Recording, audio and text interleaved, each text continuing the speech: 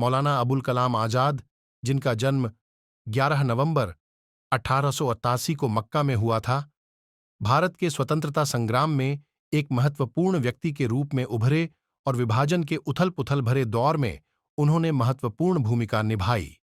धर्मनिरपेक्षता के प्रति उनकी प्रतिबद्धता और एकजुट भारत की दृष्टि ने उन्हें अत्यधिक महत्व वाले नेता के रूप में स्थापित किया। आपको ये याद रखना चाहिए कि दुनिया में हर जिम्मेदारी के तकाजे हैं और वो तकाजे पूरे करने पड़ते हैं। दुनिया में ठोकरें उन्हीं को लगती हैं कि जो चलते हैं, जो पांव तोड़ कर बैठ जाते हैं उन्हें कभी ठोकर नहीं लगती। गिरते वही हैं कि जो दौड़ेंगे, कांटे उन्हीं के तलवों में चुभते हैं कि जो दौड़ते हैं। जब तक कि आजादी हमारे हाथ में न थी, आपके मुल्क का क्या। स्वतंत्रता संग्राम में आजाद की यात्रा एक ऐसे राष्ट्र की पृष्ठभूमि में सामने आई जो औपनिवेशिक बंधनों से मुक्त होना चाहता था। 1940 में उन्होंने भारतीय राष्ट्रीय कांग्रेस की अध्यक्षता संभाली। यह पद स्वतंत्रता के संघर्ष में एक महत्वपूर्ण मोड़ पर आया। आजाद के नेतृत्व की विशेषता एकता के प्रति उनकी अटूट प्रतिबद्धता थी, विशेषकर ऐसे समय में जब सांप्रदायिक तनाव बढ़ रहा था। 1947 में विभाजन के चुनौतीपूर्ण दौर में आजाद ने पाकिस्तान के निर्माण का पुरजोर विरोध किया।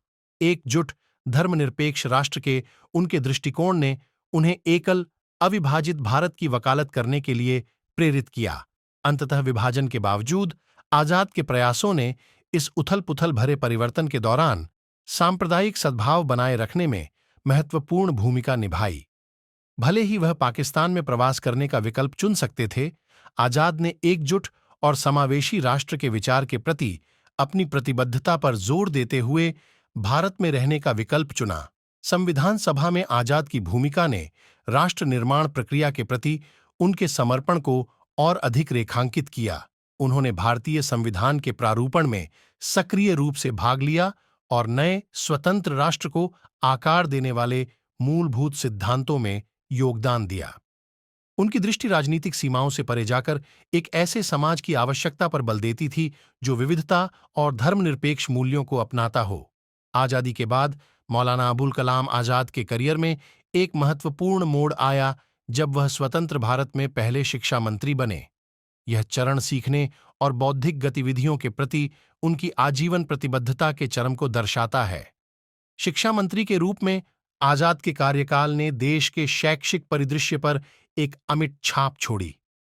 इस भूमिका में आजाद का दूरदर्शी दृष्टिकोण विश्वविद्यालय अनुदान आयोग (यूजीसी) की स्थापना में स्पष्ट हुआ, जिसका उद्देश्य पूरे देश में उच्च शिक्षा के मानकों को बनाए रखना था। भारतीय प्रौद्योगिकी संस्थानों (आईआईटी) के निर्माण ने तकनीकी शिक्षा में उत्कृष्टता को बढ़ावा देने पर उनके जोर को प्रतिबिंबित किया। राष्ट्र निर्माण प्रक्रिया में शिक्षा की परिवर्तनकारी शक्ति को पहचानने, ज्ञान संचालित समाज की नींव रखने में आजाद की पहल महत्वपूर्ण थी। मौलाना अबुल कलाम आजाद का करियर, स्वतंत्रता संग्राम, विभाजन और शिक्षा मंत्री के रूप में उनका कार्यकाल धर्मनिरपेक्षता, एकता और बौद्धिक सशक्तिकरण के आदर्शों के प्रति उनकी अटूट प्रतिबद्धता का प्रमाण है। उनकी विरासत उन संस्थानों में टिकी हुई है जिन्हें उन्होंने स्थापित करने में मदद की, जिन संवैधानिक सिद्धांतों में उन्होंने योगदान दिया और एकजुट सामंजस्यपूर्ण भारत के लिए उनके दृष्टिकोण का स्थायी प्रभाव पड़ा।